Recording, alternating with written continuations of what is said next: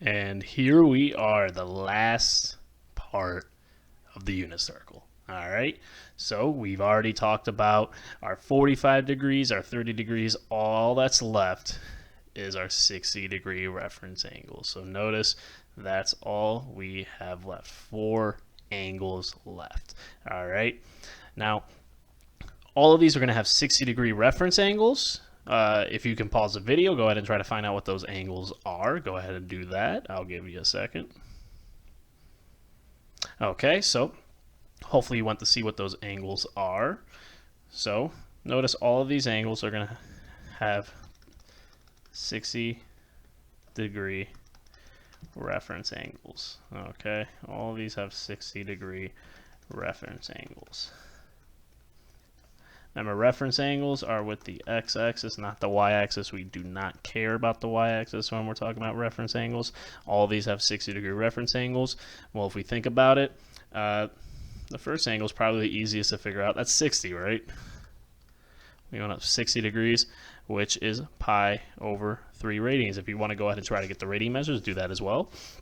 So this would be a 60-degree rotation, so that's 60 degrees.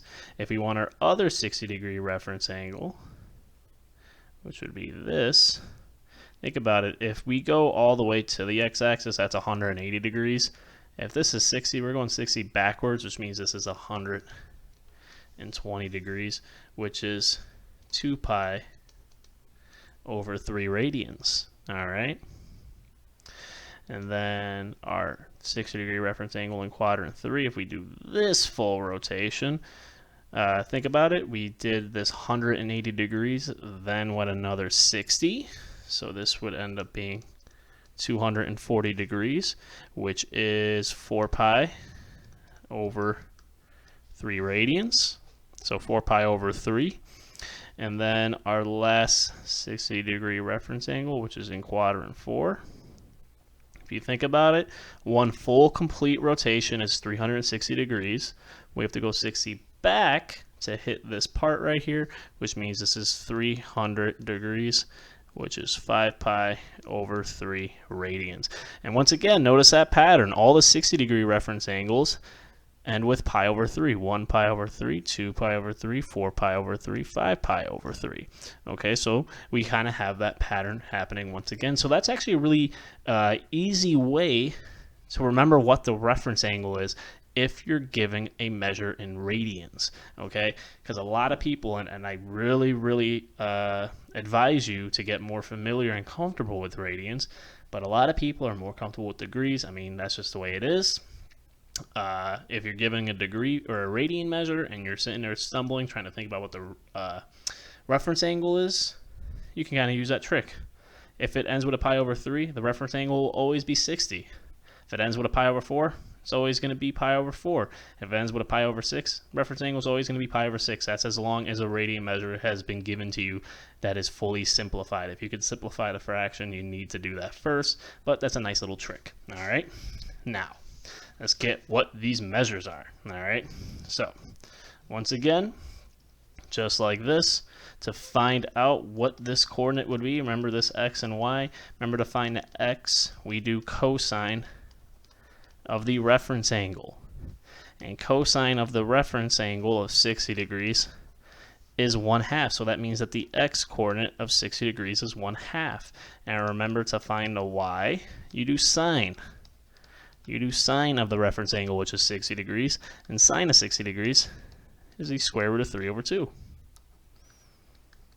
So there's your 60-degree measure, okay? And notice this 30 and 60 are just flipped. At 30 degrees, x is root 3 over 2. At 60 degrees, y is root 3 over 2. At 30, y is 1/2. At 60, x is 1/2. And guess what? That pattern is pretty much going to hold throughout the unit circle. Because if I think about 120 degrees, that still has a reference angle of 60. So I'm still going to have x being 1/2 and y being root 3 over 2. The only thing is 120 degrees is in quadrant 2, where x is negative. So x is negative 1/2, y is positive root 3 over 2. And in quadrant 3, 240 degrees, reference angle is 60. So once again, you're going to have really pretty much the same relationship here. And notice how in quadrant 3, x and y is negative on all of these. That's going to hold true, okay? And in quadrant 4, x is positive and y is negative. Okay, because at 300 degrees, it's still a 60-degree reference angle, so we would still be using these two values, okay? You just got to think about what quadrant you're in and think about if x is positive or negative. And there is our unit circle completely constructed. Isn't it nice? Look at that. Now, there's a bunch of patterns throughout. Kind of take a moment to try to think about all the different patterns, how the radian measures all kind of go together, how the coordinates of special reference angles all go together, and so on and so on.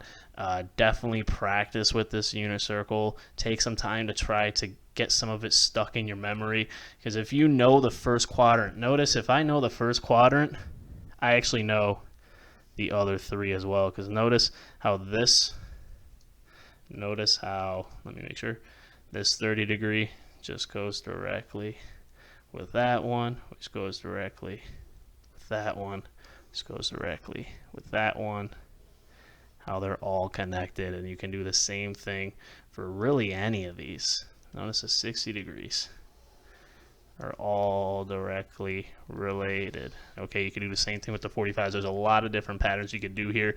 You can make rectangles to help you remember. You can go diagonal, straight across. There's a lot of patterns to this unit circle, okay? So that is the unit circle. Make sure that you're trying to put as much of this in your memory as possible, at least the first quadrant.